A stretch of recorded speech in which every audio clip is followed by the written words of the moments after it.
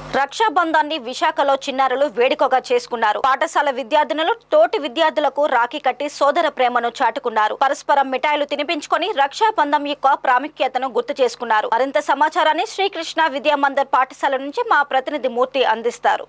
అన్నా చెల్లెళ్ల అనుబంధానికి ప్రతీకగా భారతదేశంలో జరుపుకునే ఒక అపురూపమైన పండుగ రక్షాబంధనం. నేను నీకు తోడుగా జీవితాంతం ఉంటానని చెప్పి అన్నయ్య ఇచ్చే భరోసాను మనం ఈ పండుగ రోజు చూడొచ్చు. కేవలం ఈ ఒక్క రోజుకే పరిమితం కాదు, జీవితాంతం నేను నీకు అండగా ఉంటాను, ఏ కష్టం వచ్చినా నాకు చెప్పుకో అని ఒక భరోసా ఇచ్చే పండుగల్లో ఎంతో గొప్పదైనది. మన భారతీయ సాంప్రదాయంలో ఎన్నో పండుగలకు ఎన్నో విశేషాలు ఉన్నాయి, కానీ రక్షాబంధనం మాత్రం అన్నా చెల్లెళ్లకు మధ్య ఉండే అనుబంధాన్ని చాటి చెప్తుంది. ప్రస్తుతం మనం విశాఖలోని శ్రీకృష్ణ విద్యామందిర్ పాఠశాలలో చిన్నారులు రక్షాబంధనాన్ని ఎంతో వేడుకగా చేసుకున్నారు.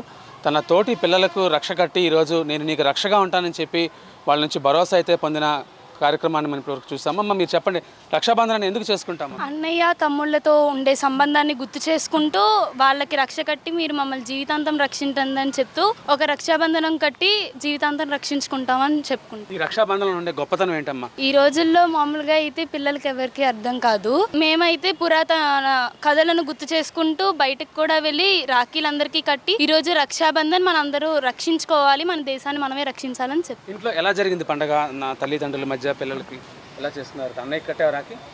నాకు ఇద్దరు అన్నయ్యలు, ఇద్దరికి రాఖీ కట్టాను. నువ్వు చెప్పమ్మా, ఎలా చేసుకున్నావు రక్షాబంధనం ఈరోజు? నాకు ఒక అన్నయ్య ఒక తమ్ముడు ఉన్నారు.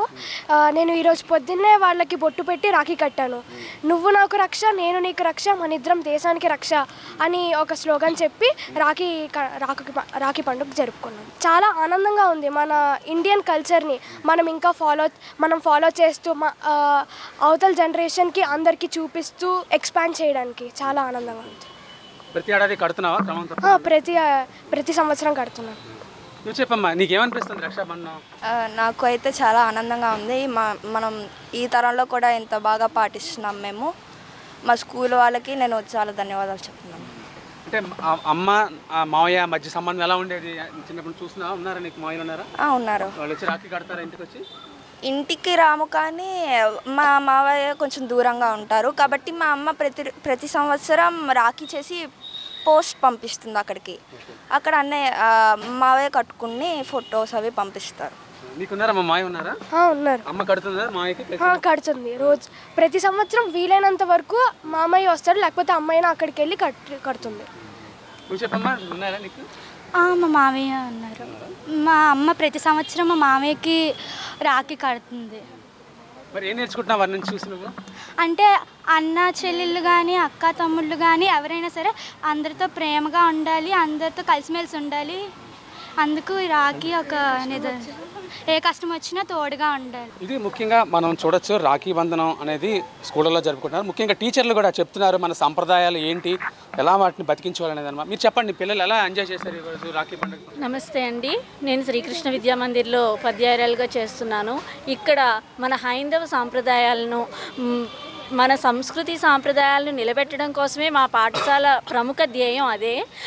కాబట్టి మేము పాఠశాలలో ఉదయం ప్రేయర్ అయిపోయిన వెంటనే ప్రతి విద్యార్థులతో రాఖీ అనేది కట్టించి దాని ఉద్దేశ్యం ఏంటి, మన కుటుంబ సభ్యులకే కాకుండా మన దేశానికి కూడా అండగా నిలవాలి, మన దేశాన్ని కూడా మనం రక్షించుకునే బాధ్యత కూడా మనదే అనే సదుద్దేశంతో ఈ రక్షాబంధన కార్యక్రమం అనేది జరపడం జరిగింది.